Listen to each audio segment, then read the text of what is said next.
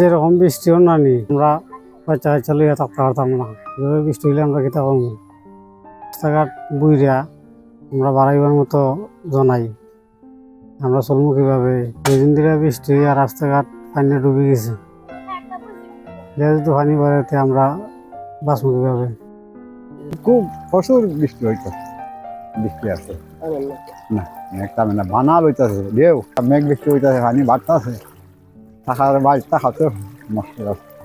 মানে এই রাস্তাঘাটে তো পানি উড়ে গেছে, পানি তো বাড়তে আছে, পানি যদি বাড়ে আমরা বাচ্চা খাচ্ছি আমরা খাই যাবো, খাই থাকবো, খাই কেটা করবো। আমরা একজন মানুষ শুনে আমরা চলতাম।